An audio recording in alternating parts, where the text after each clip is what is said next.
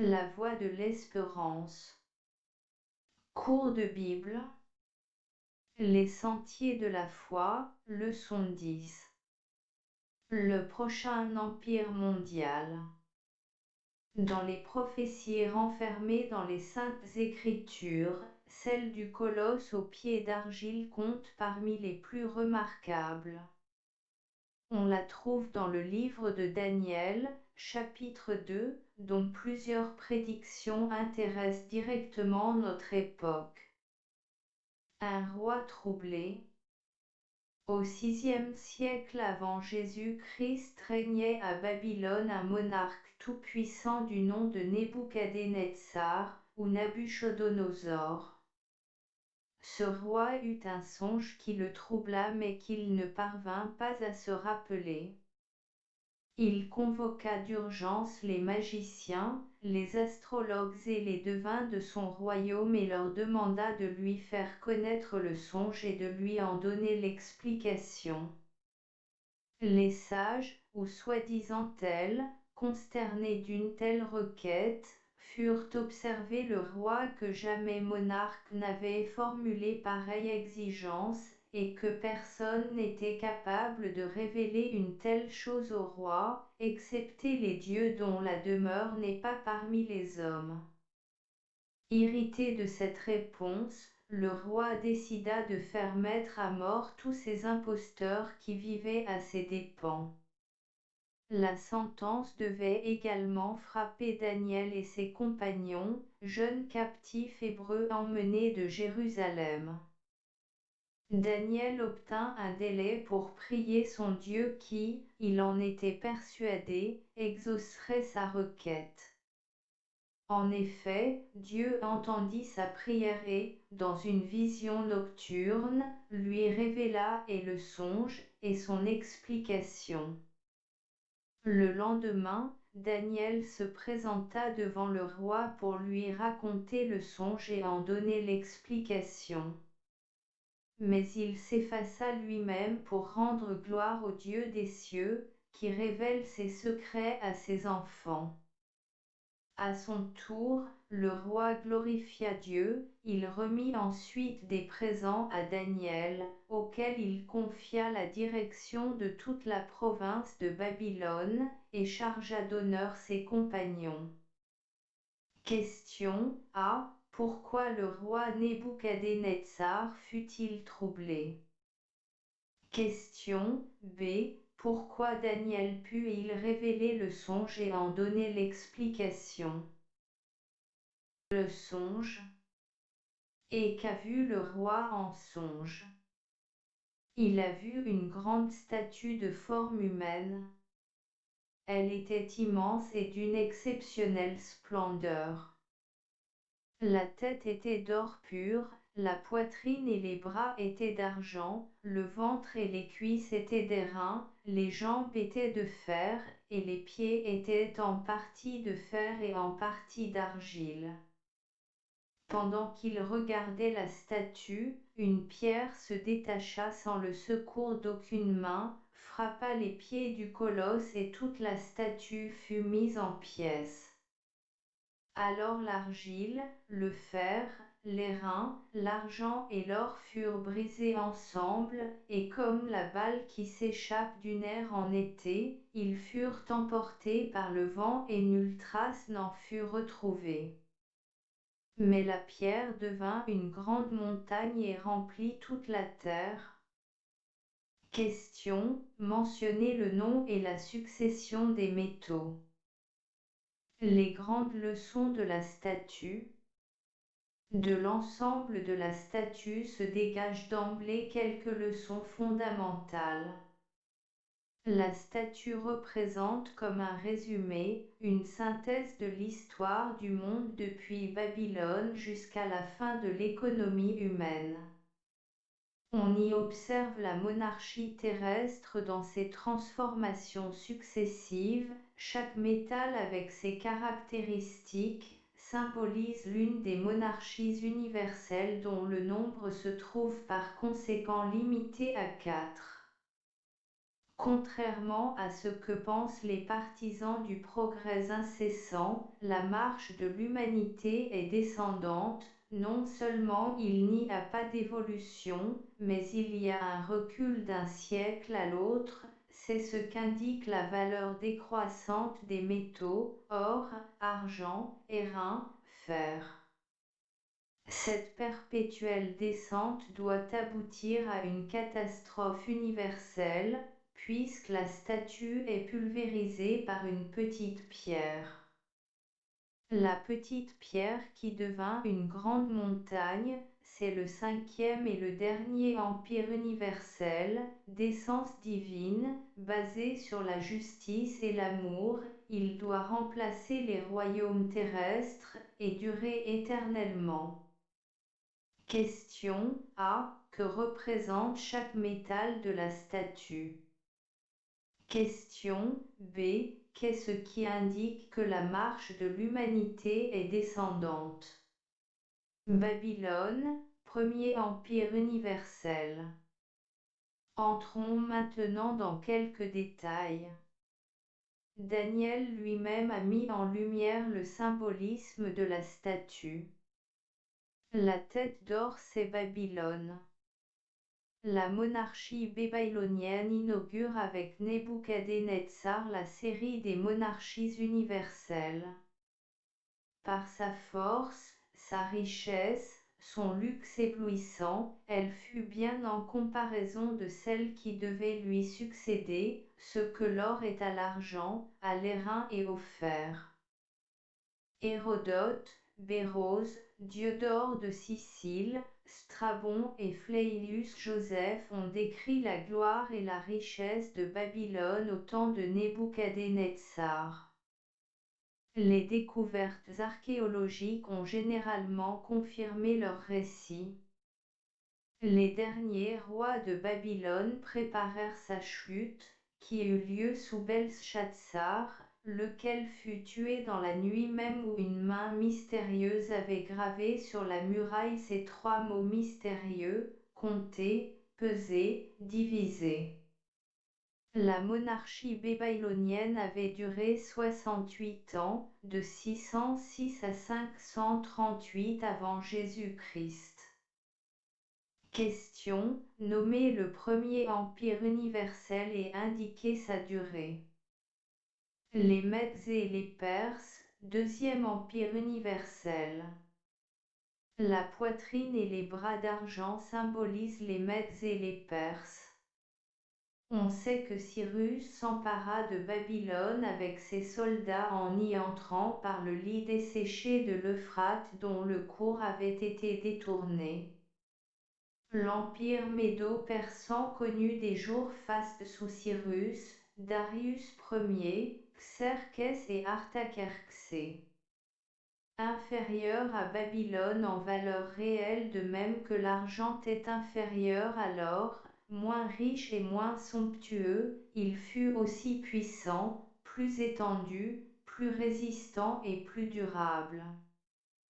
Il sombra peu à peu dans l'engourdissement et ses armées, lentes et lourdes, ne surent pas résister au choc fulgurant des légions d'Alexandre le Grand qui les mirent en pièces. La bataille d'Arbel, en 331, mit fin à l'hégémonie médo-persane. Cette monarchie avait duré 207 ans, de 538 à 331 avant Jésus-Christ. Question: nommer le deuxième empire universel et indiquer sa durée. Les Grecs, troisième empire universel. Les hanches et les cuisses d'airain représentent les Grecs. Le prophète avait dit: il s'élèvera un troisième royaume qui sera d'airain, et qui dominera sur toute la terre. Cette fois, il s'agit d'une monarchie qui doit dominer sur toute la terre, ce qui la distingue des deux précédentes. La monarchie gréco-macédonienne répond point par point aux termes de la prophétie. Alexandre le Grand, le plus grand capitaine et l'organisateur et plus génial de tous les temps, la marqua d'une empreinte indélébile. L'airain est le métal qui représente le mieux la rapidité de ses conquêtes et l'influence durable de sa civilisation. La monarchie gréco-macédonienne dura 185 ans, de 331 à 146 avant Jésus-Christ. Question A, qui joue un rôle de premier plan dans la formation du Troisième Empire universel. Question B, nommez cet empire et indiquez en la durée. Les Romains, Quatrième Empire universel. Et le prophète continue. Il y aura un quatrième royaume, fort comme le fer, de même que le fer brise et rompt tout, il brisera et rompra tout, comme le fer qui met tout en pièces. Les jambes de fer de la statue symbolisent la puissance romaine qui, en quelques siècles, par son génie politique et sa discipline faire, parvint à la domination du monde. Sous Trajan, Rome gouvernait des États couvrant une superficie de 2 880 000 km². Sa remarquable organisation pouvait faire croire qu'elle subsisterait toujours.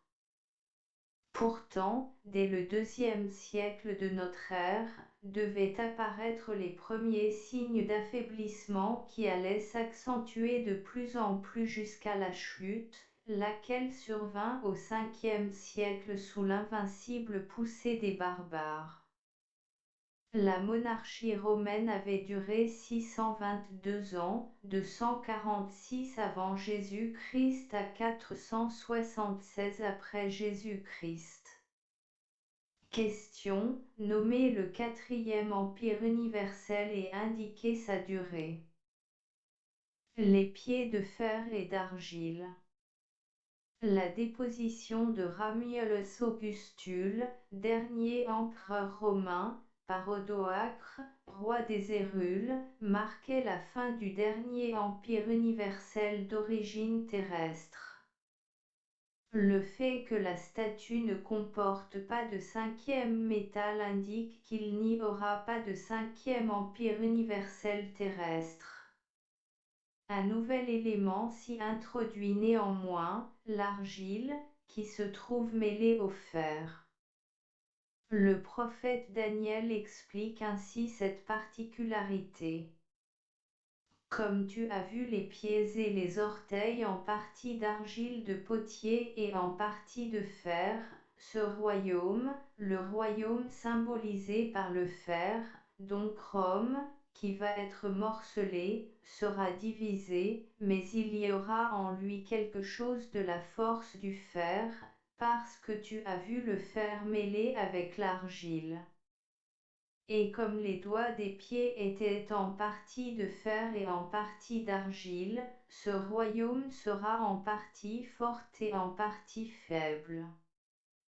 Tu as vu le fer mêlé avec l'argile, parce qu'ils se mêleront par des alliances humaines, mais ils ne seront point unis l'un à l'autre, de même que le fer ne s'unit point avec l'argile.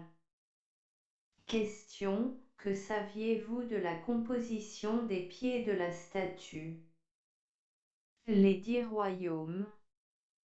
Le mélange de fer et d'argile indique que la monarchie romaine ne doit pas disparaître entièrement, qu'elle doit se survivre à elle-même en quelque sorte, mais sous une forme divisée, morcelée, dans les différents États qui s'établiront sur son territoire. Les Visigoths, les Ostrogoths, les Hérules, les Lombards, les Francs, les Burgondes, les Allemands, les Saxons, les Suèves, les Vandales 10 tribus en tout, comme le nombre des orteils. Ces 10 royaumes barbares ont survécu jusqu'à nos jours sous des noms différents et avec des fortunes diverses, la force alternant avec la faiblesse, ou ces deux éléments coexistant parfois dans le même état. La fin de l'Empire romain a inauguré une ère de confusion, une sorte de chaos, où l'unité sera désormais impossible, où tous les rêves d'homogénéité s'écrouleront les uns après les autres, avec Charlemagne, Othon Ier le Grand, Frédéric Barberousse, Charles Quint, Louis XIV, Napoléon Ier ou plus près de nous Guillaume II et Hitler. Ni la force militaire, ni les alliances humaines entre maisons régnantes, sous les Habsbourg, les Bourbons, les Hohenzollern par exemple ne créeront l'unité entre le fer et l'argile, ne susciteront un cinquième empire universel terrestre. La prophétie a parlé et aucune puissance humaine ne prévaudra contre elle. Question A. Que signifie ce mélange de fer et d'argile? Question B. Citez quelques noms d'hommes qui ont cherché à constituer un nouvel empire universel. Le royaume de Jésus-Christ. La petite pierre qui frappe la statue et en pulvérise les éléments dévie une grande montagne et remplit la terre. C'est elle qui représente le prochain, le cinquième empire universel, lequel subsistera éternellement parce qu'il est basé sur l'amour et la justice et gouverné par Jésus-Christ, le roi des rois. Voilà déjà 15 siècles que l'humanité vit dans la phase de son histoire représentée par les pieds de fer et d'argile de la statue. Cette période ne va-t-elle pas bientôt prendre fin? Les prédictions étudiées dans notre prochaine leçon nous le diront.